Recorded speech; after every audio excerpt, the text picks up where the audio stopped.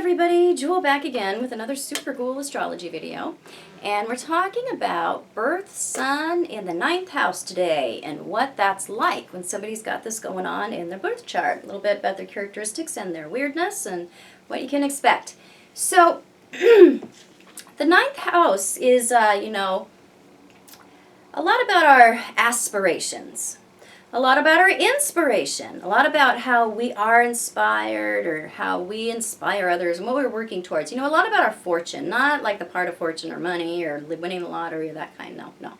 It's about, the kind of fortune that's associated with our destiny, what we're going towards. So, religion is 9th house stuff, travel, expansion, luck, the law, education, our teachers and our gurus are found here. And the sun, is a lot about our, ego.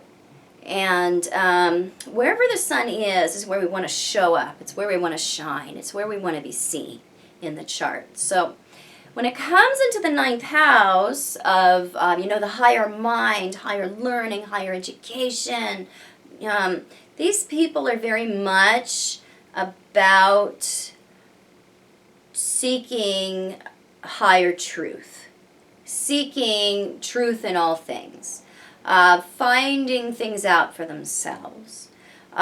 There's a lot of, the seeking theme that goes on through their life.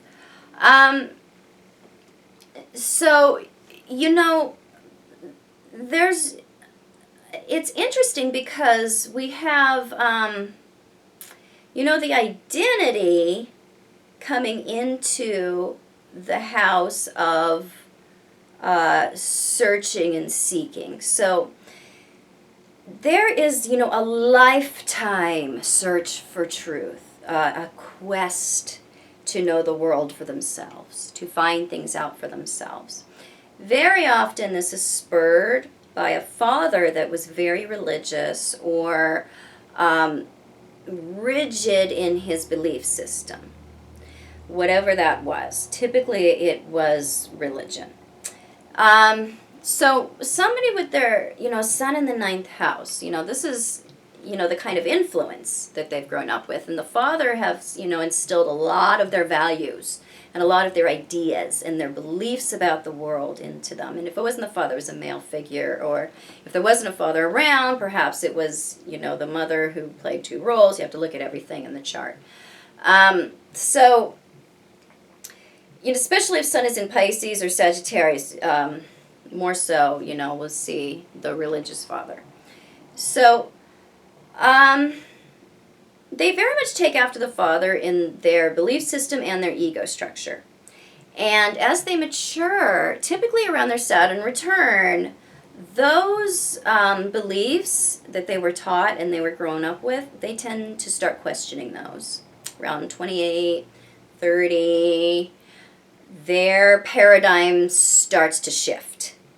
They are very much about starting to find out what their own beliefs are independent from what they were raised from. Because they tend to start out pretty rigid in life and pretty sure about their philosophies.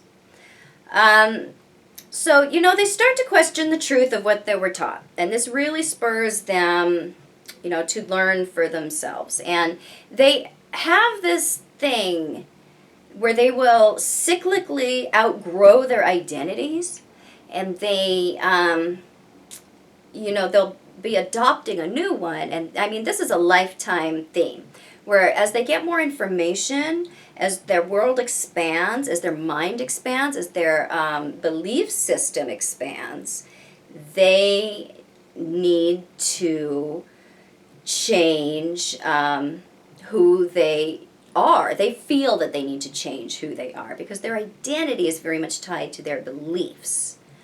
So, these are the type of people that as children, they very much adopt the identity or the lifestyle of their friends. And as young women, a lot of times, Sun in the ninth house, young women can adopt the identity of their boyfriend or spouse. So, it's when those things start to break down that they start to really develop who they are.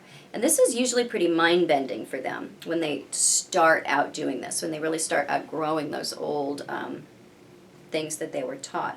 Now, that doesn't mean everybody with their Sun in the ninth house is going to completely switch belief systems from what their parents had, but there is going to be some amount of questioning and pushing against that and finding and searching for themselves.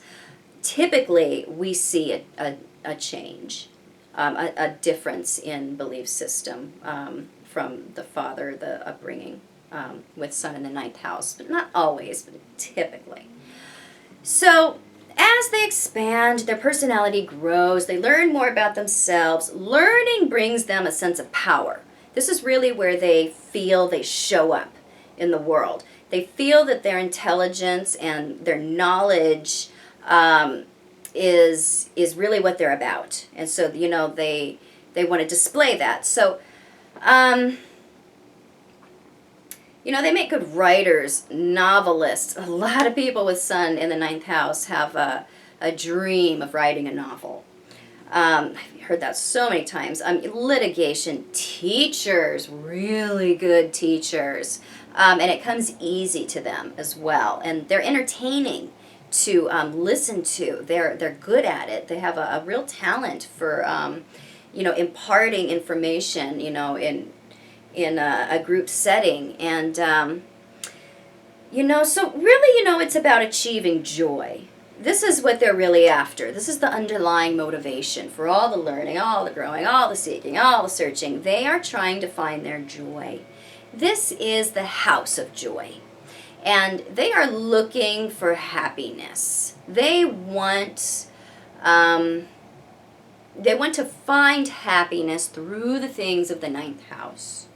And, accumulating knowledge and being acknowledged for that goes a long way towards making these people happy. That's a lot about what they're after. And it can, provide more of a solid ego structure, ego base when we have,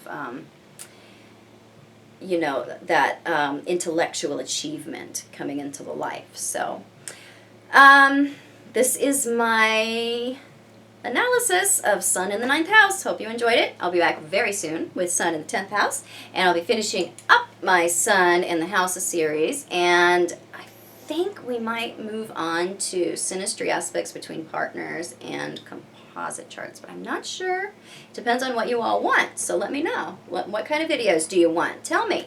What are you after? What is missing on YouTube? What kind of gaps need to be filled? Let me know, and I will see what I can do. And if you want to get a hold of me, just email me for appointment. I do consultation regularly, and I specialize in partner and intimacy astrology. And find me on Facebook at Truth in Aspect Astrology, and on the internet at Truth in Aspect Astrology. And I'll see you soon. Bye-bye.